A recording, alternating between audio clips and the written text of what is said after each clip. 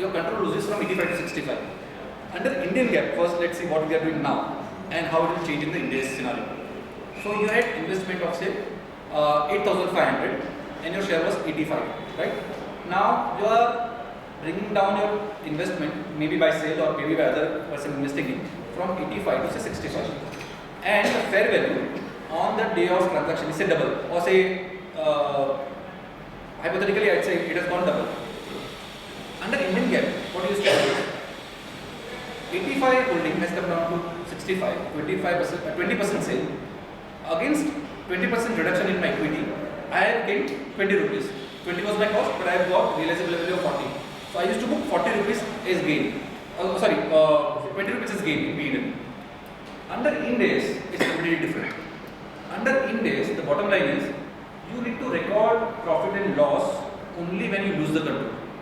In this case, even your holding comes down from 85 to 65, you are not losing the control. You are still holding a majority share. You have the control. In this case, you record the transaction, but it is paid. The entire gain sits in reserve.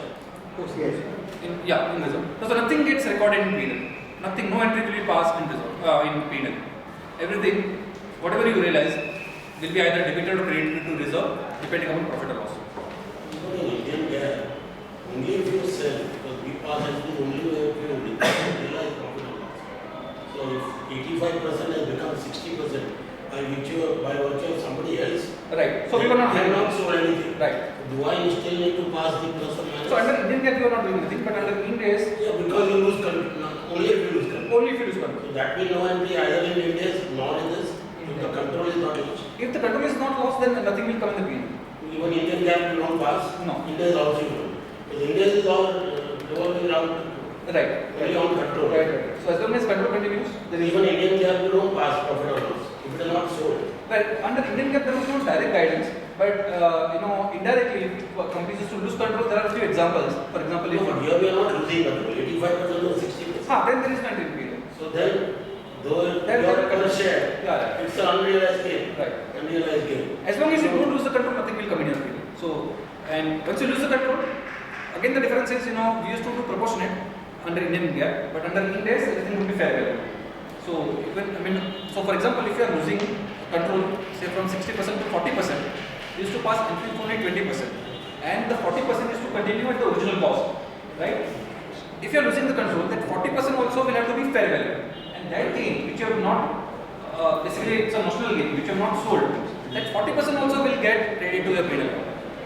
So the gain will come of the entire 60% which you used to own. Including the continuing. Yeah, including the continuing. So this is the major difference, So again to repeat, if you are losing from 60% to 40%, you are losing the control. Once you lose the control, the entire 60% will have to be fair value. So 20% to the extent of losing the control will be adjusted against what is realization, and the remaining amount will go to P&L. The 40% which was at original cost, that also will be fair value. Your investment will go up, and notional profit of that 40% also will flow to your P&L. 40% is fair value because at the initial level, it will be fair value, and after that, the accounting would be at S process. But in the first point, it will be fair value. So 40% will go to P&L. Main P&L. Whenever you lose control, everything P&L. If you don't lose control, everything reserve. Yeah, so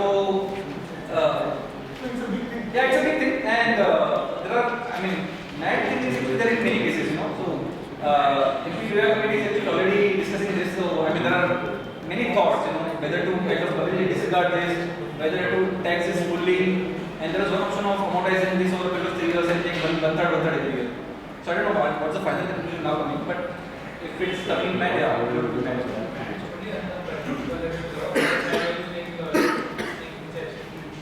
So, but the Indirect Taxation does not differentiate, or it has to be captured. So the thought process is right. All these notional gains will come, and what happens to the notional gain? So the committee had chosen 3 options. I don't know what is the final decision. I think it's still not taken. The options are completely disregard all this notional gain. Second option was tax this completely, all this notional gain. And third one was bifurcate these gains into one third. and tax one amount or one third amount every year. But it's a big question. Then this is the clarification, the full guidance is issued. It's a big issue. Now, just think of a company who has invested in past, say 20, 30 years back. The carry value is very nominal, and you get a very big gain. This company has our own actually in terms of MAT. Now, it may be possible that the company will recognize MAT credit entitlement. So we may not take the profit and loss, but finally outflow will happen in the first year. And then you keep on taking that MAT refund or MAT credit in the future years. But depending on the profit, it can actually be very severe on many companies. If there is a at the time of initial recognition, there is a goodwill itself due to have investment in consolidated financials. So, in case the company loses its control, is the goodwill required to be changed? Yeah, so we are not going to change. So, lose the control. It's proportionality or Yeah, so once you lose the control, again the goodwill is proportionate? If you are losing the control, Then I have if you are losing the control, then you will also go because you are not going to consolidate also. But if you are losing some shareholding, but control remains, then the action will lose. proportionate. So 85 is also some Yeah. but if you are losing control, suppose you are using 65, you don't change the for implementation. Yeah. Those who are going with the Under if you are not losing the control, yeah. so when we are proposing writing now, it is for implementation and the As long as there are two things, even if the companies used to get merged, then we were there are two possibilities. One view was actually if the company is getting merged, then you do away with the goodwill. The second view was even if the business is continuing, the legal entity does not matter. As long as you continue the business, the goodwill should continue. So, and in fact, the preferred view is the second view, where it says the goodwill should continue as long as the business continues. Just a Yeah, real thing, I think there was one more, the temporary subsidiary company, where the investment is considered temporary. yeah under Indian In GAAP. Indian GAAP, we had exemption. We had exemption. Now there is no such. Now it's not there. So that's another change. Now, just a diagram of how your investments will look like. So whatever investments you have made. So if you go to the top, does investor control the entity by itself? If answer is yes, then you will consolidate it fully, right? And whatever you consolidate, whatever you own, say for example you own 100%, you own 100%, then you consolidate full 100%. If you are owning 90%, you consolidate 100%, and then 10% you show as non-controlling interest or minority interest, right? So that is simple 110 we know. Similar to Indian GAAP, there are two changes which we need to highlight separately. Just to highlight, all the disclosures are given in a separate standard. So when you refer 110, it will be on how to assess control, how do you see whether the control is there, the definition of control, and there are many other theoretical guidance on defect of control and many other things. But there is no disclosure. All the disclosure for 110 as well as 111 which is on joint venture, all the disclosures are given in a separate standard which is 112. Now, if there is no control, then it could be either joint control. If it's a joint control, then again there are two things. Whether it is joint control on operations or joint control on entity. If it's a joint control on operation, then you do proportionate consolidation, right? So suppose if you own 50%, you take proportionate consolidation rates in line item. Revenue you consolidate 50%, expenses you consolidate 50%, assets you take 50% share everywhere. If it's a jointly controlled entity, and mostly you will find this case where it's a jointly controlled entity, here there is a change. So till now, under Indian GAAP, it was proportionate consolidation even for joint venture or joint control entities. Under IND-AS, the accounting is equity method. So it's just a one line item. You don't have to show at each line item addition. It's just investment, what is your share in the profit, and you directly add. So that's a major change under IND-AS, right? So there will be no proportionate consolidation in joint venture entities. It will be only equity method, equity pickup. And if there is a no joint control, then again the financial instrument standard will come in, where you do either FVOCI or FVPL, or you continue at amortized cost. So when you say profit, joint operation, Right. So entity level affect. right. So the standard 111 actually deals with that. But just to kind of highlight very in a nutshell, if the decisions of operations are taken jointly, right? For each activity, you kind of have a agreement. Then it's a jointly controlled operation. Whereas if the investment is done 50-50%, there is a separate entity which takes care of everything. It's a jointly controlled. But again, there is a legal guidance. The entire standardization on that. So when we cover 111, we will cover that entity. Sir, can you guide us on accounting for goodwill? Suppose there is a change in state, say from 55 to 65, or say 75 to 65. What do we do for goodwill? So when we are not so if there is no change in control. No, means I'm increasing my stake from 65 to say 75 and paying higher than the net worth of that company. So do I account at every stage? No. So if there is no change in the control, if your control remains same, even though your holding goes up or goes down, there is no change in the P&L and also there is no change in the goodwill. So goodwill also will be same. There will be no change. What happens to the extra payment I made? Extra premium, whatever you pay, it all goes in reserve. Everything gets booked in the reserve. So after 50%, no adjustments to goodwill. Okay, so loosely let me say more than 50%, but as I said, the entire standard 110 is not on equity control. There are many parameters other than equity pickup which are kind of very important. But so we are not saying 50-51, we are saying control. No, wherever there are changes in the percentage of holding, so I will not make any changes in the goodwill initially what I recorded. Right. Unless and until you lose the control, all the changes are in reserve, no change in P&L, no change in goodwill. But for new investment, if I pay premium, then No, that's a different thing. Here, the example was, you are already say 50%, 51%, and from 51% you are going to 61%. Or other way around. that can only be Exactly. it can be possible by infusion of others' investment. Or by you are selling the share.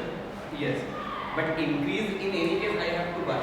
That also can happen more than the net worth. But if you give an example that I am investing more amount in the shares of the company, by that means my percentage holding is increasing. So in that case, will goodwill affect? No. So the question is, percentage holding is increasing, Yes. but has it got any implication on the control? Do you have the control earlier? Yes. You had the control earlier also. Yes. Now also you have the control. Yes. So there is no change as far as the control is concerned, right? Okay. So whatever amount you pay as a premium from acquiring 51 to 61%, the entire 10% amount, whatever is the excess as compared to fair value of the 10%, everything will get recorded in reserves. Nothing will get recorded in goodwill, because goodwill is basically the amount which you have paid for getting the control. Since you are not getting further control in the sense the control is already there. Now whatever you pay gets booked in reserve. You will not change the goodwill. Fine. So joint operation and joint ownership, the accounting method is the same or different? So joint operations and joint control entity, the accounting is different.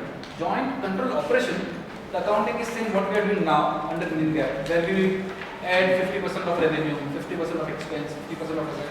So that now will hold good only for jointly controlled operation. For jointly controlled entity, it is only associate accounting now. So what we are The control will be derived from not necessarily the shareholding, but other right. the rights to Rights. for operation. Yeah. Control. So that anyway we will do when we do 111. But to answer you, the accounting, what we do now for JV, will hold good only for jointly controlled operation. For jointly controlled entity, it will be now equity pickup only. Only one line item. Exactly. Okay, so now let's go to the definition of control. This is the new definition of control. An investor controls an investee when it is exposed to or has right to variable returns from its involvement with the investee and has ability to affect those returns through its power over the investee. So what is important is the power of the investor on the investee and the return what it's going to get and the linkage between two, right? What is power and how does power come? Power comes from voting right. We everyone know, right? If you have more than 50% holding, say you have 52%, 51% holding, you have power. So that is one. Then there is a concept of potential voting right. So you don't have power right now, but you have or you don't have voting rights right now, but you have potential voting right. Now, what do you mean by potential voting right?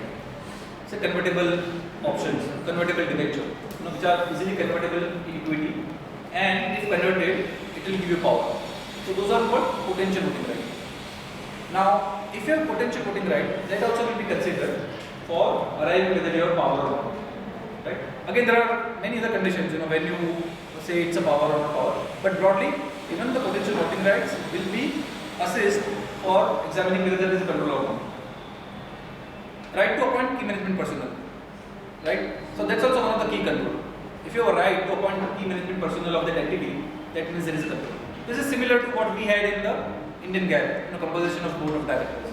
Right? Similar to that. Decision making rights within a management contract. But there in Indian GAAP, the companies are only majority of the Majority of the board of directors. You are even a single one. No. Yeah. So what we are saying now, so just to kind of elaborate further, if that single person or group of person, it could be anyone, but it should have a power to exercise those rights. So if all the decision making is done by the CEO, for example, and you have a right to appoint CEO, then you have the control.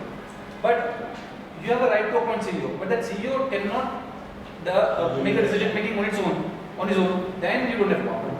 So it is basically either CEO or the governing body, whosoever has the power to make decision.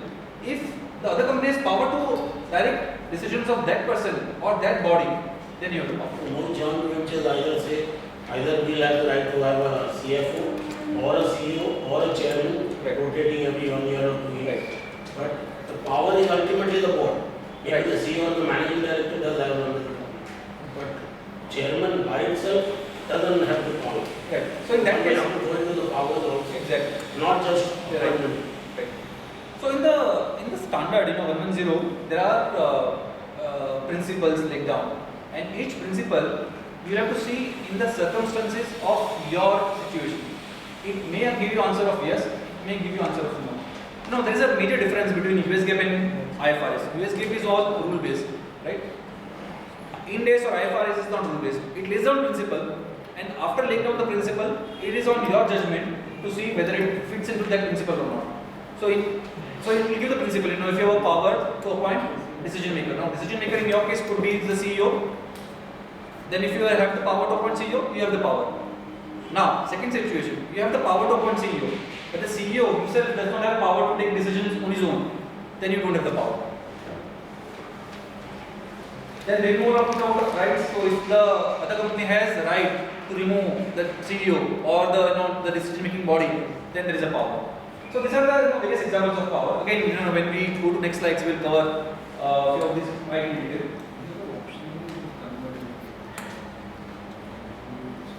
Right. Right. So in case of optionally convertible debenture, alright.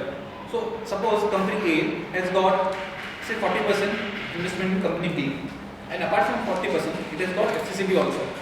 Now, at each balance sheet date or at each reporting date, you will see whether the FCCB is favorable for opting the conversion or not. If the FCCB is favorable considering the price, and if converted, will bring up the holding from 40% to say more than 50%, then you will consider this as the potential. Right. So now you have to see its situation. So if the price is favorable, then there is a more likely chance of conversion. So if suppose you have to basically see the situation how it is. What if there is a change between year to year? So each One assessment, year favorable, another year unfavorable. each assessment is a different assessment. So standard One itself year says I consolidate, next year I can be. Right? Now, having said that, does it have any impact on the bottom line? Answer is no. It's just a method of calculating the profit.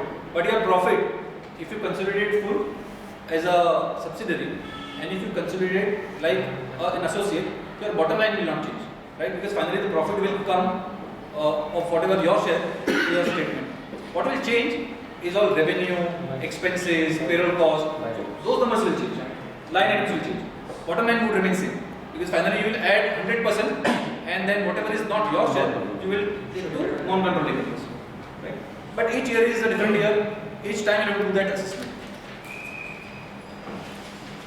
Now, what would be the returns? Returns could be anyway, we know, dividend, that is very simple example. Remuneration. I've invested in a company and I'm getting a remuneration through management fees or whatever. That's also one of the return. Economies of scale. Now 2 or 3 companies coming together, forming a subsidiary company, and where say company ABCD contribute 25% each, and then that subsidiary company does research for the benefit of all the 4 companies, right? So that's also kind of cost saving. Many of the companies have started coming together and creating companies for shared service. So like 5 companies coming together, creating a 6th company. The 6th company will support the accounting function, the payroll function of all the 5 companies. So it's a cost sharing. The whole objective of creating these companies to derive benefit of lower cost. So that's also one of the return. So return could be in any form. So it's not purely dividend. There could be many examples of return. So one has to assess this more broadly. Linkage. So what is important is basically the linkage between power and return. So there has to be power and there has to be return, both. If one of that is not there, then it means there is no control. Both should be there. Now, just to kind of go back. Sorry. If a company like similar to your earlier example is only formed to maintain up like payroll and cost, will it be under the purview of consolidation? Like they are not doing any business for the company itself. Which is fine, but it's a separate company or whether it's a separate AOP or BOI, whatever it is.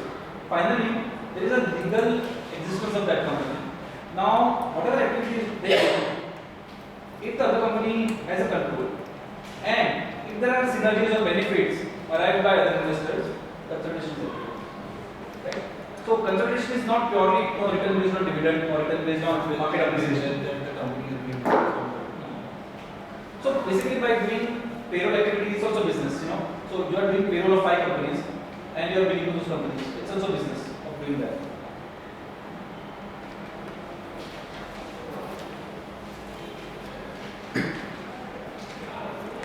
Sir, any example of any companies having consolidating other companies without having 50% or any such thing in public domain?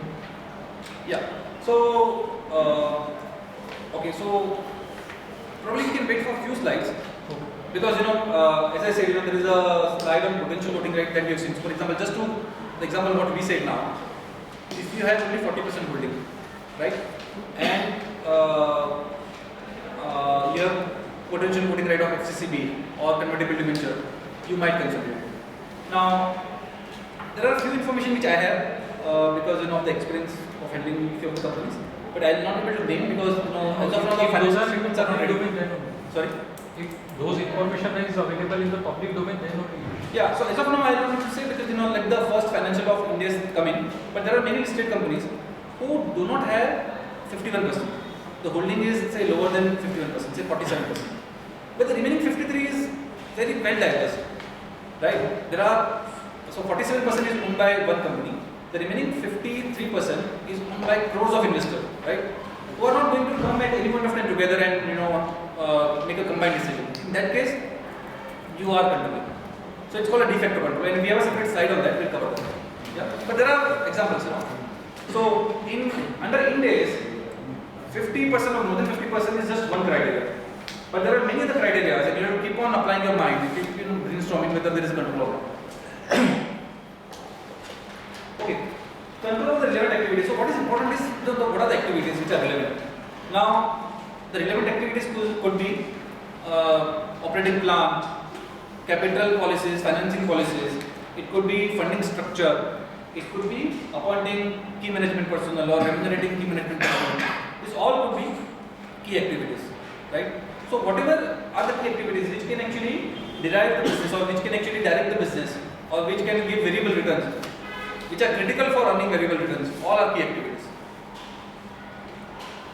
A simple example, company A and company B come together.